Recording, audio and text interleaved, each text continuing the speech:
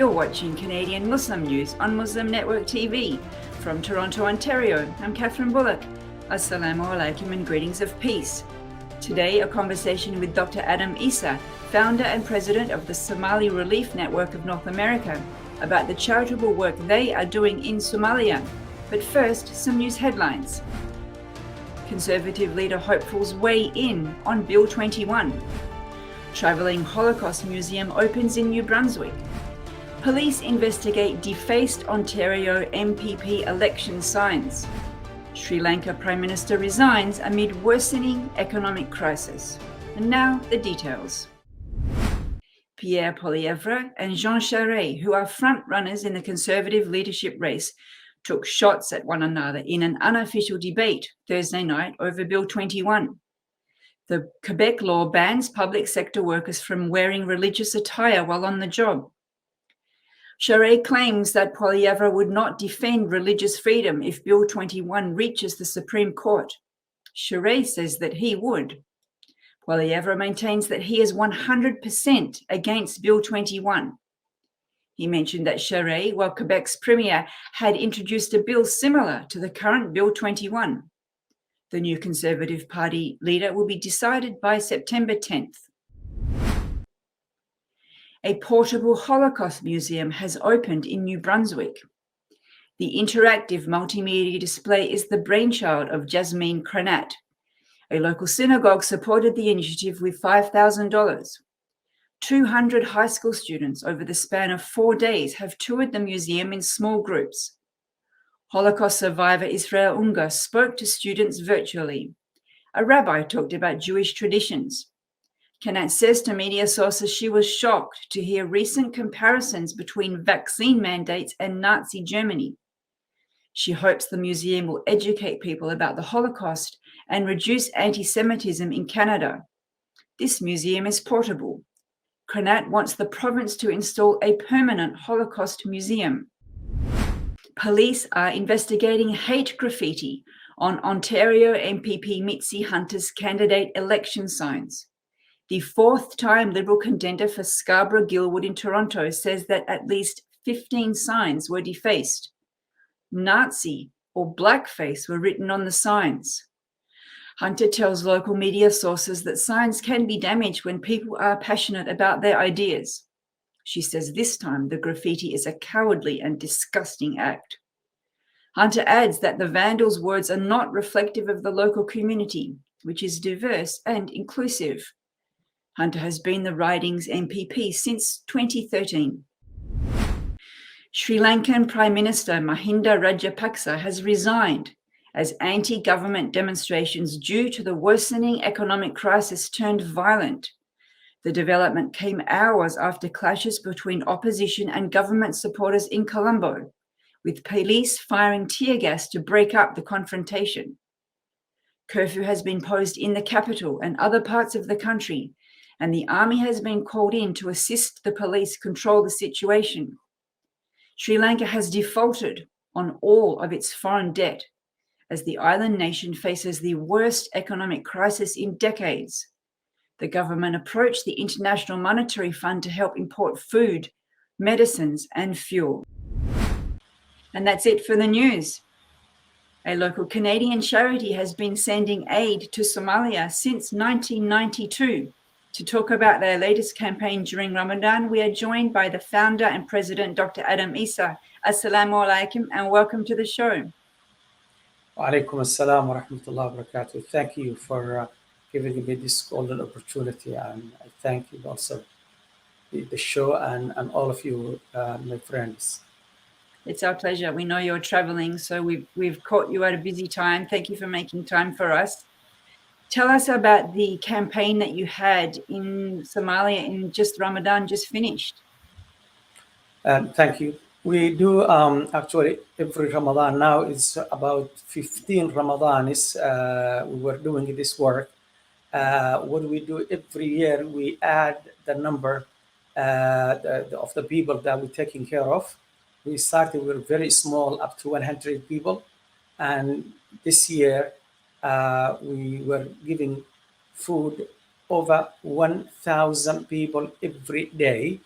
and that number, the food that's been given was prepared food. We have a kitchen and chefs and people volunteering working over there.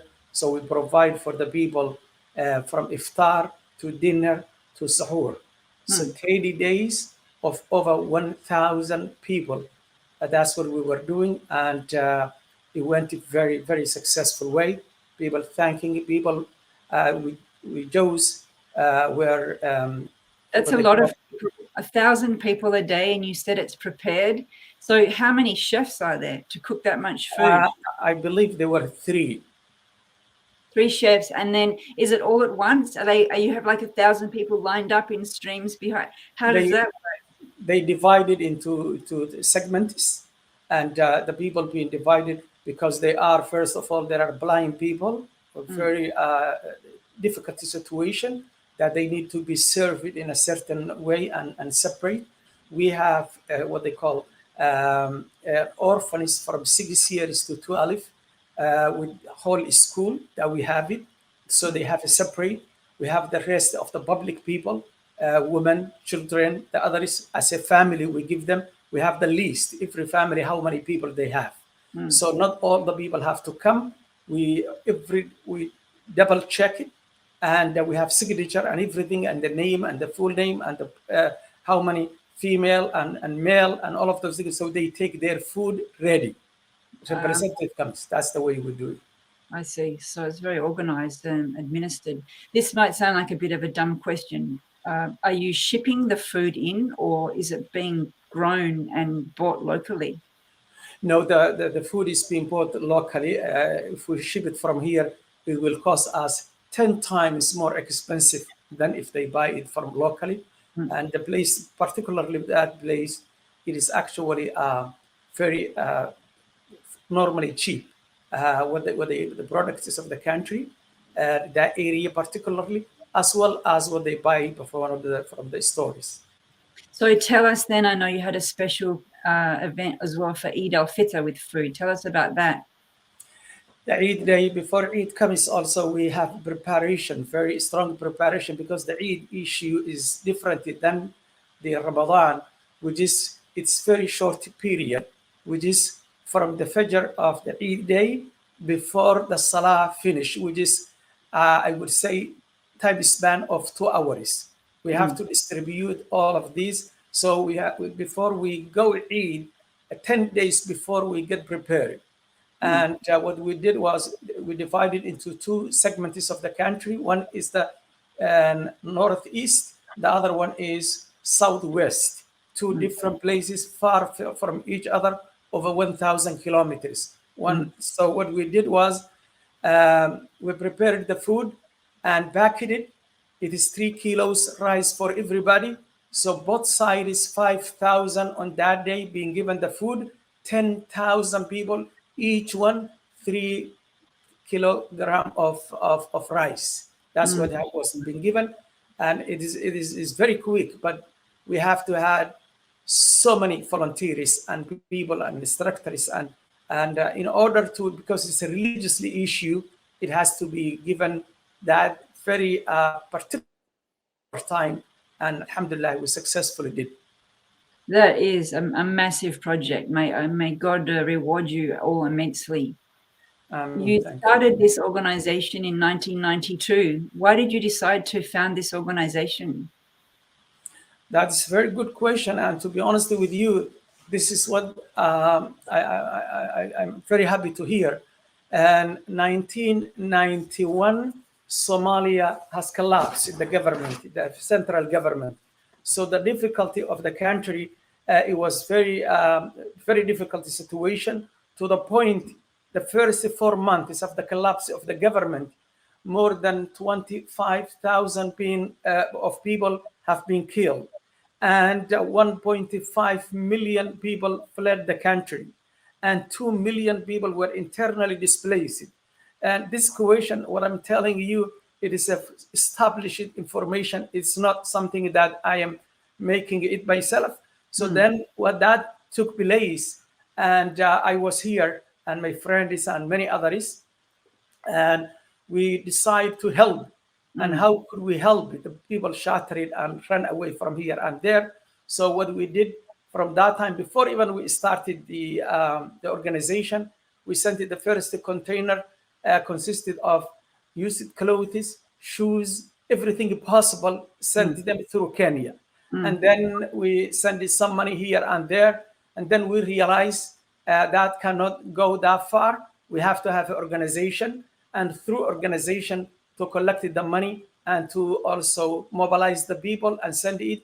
That was the reason when we realized our people, the Somali people nation, has been so much dismantled, governmental side and also society side. Some of them run away, some of them in other countries like Ethiopia or Kenya or Yemen, and some of them have nothing, and the war was going on. So that's the only thing we could have done. We said we should start. We must start, and that's the reason behind starting that organization. And from that day up to now, we are working with it. In Canada, I know that when they do statistics of the poorest groups in the urban cities, Somalis, unfortunately, are often amongst the poorest in the urban poor. So do you also do relief work with local Somalis? Yes, we do that. And that's very important point again. And let me start with just right now, not even that far. Right now, so we are speaking this week. Canadian government gave us what they call Canada summer job for student 22. That's where we are hiring 2 months, and Somali Relief will take care of and administer that program.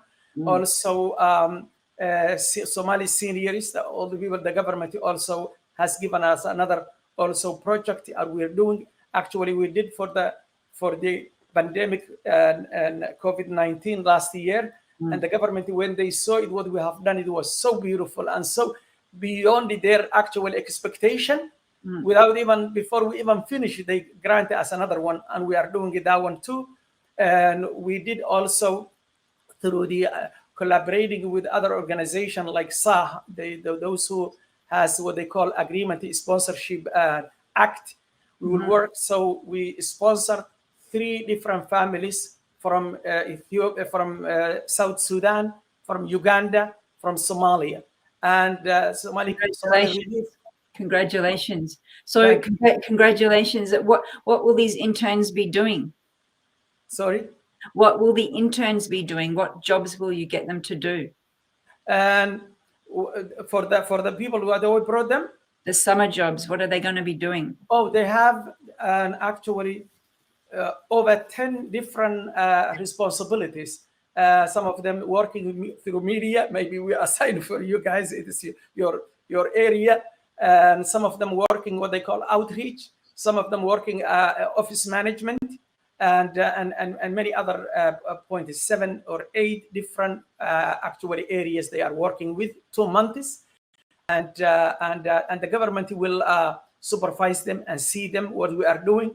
And I hope the student is not only for salary, but they will benefit actually the leadership, the profession, the confidence, and also the community also getting it together, and it will be wonderful, I believe.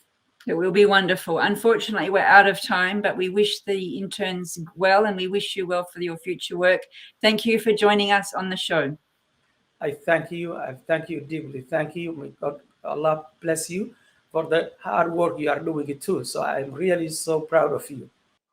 Thanks for watching Canadian Muslim News. If you like what we do, please share, like, and subscribe. Stay safe, and God bless.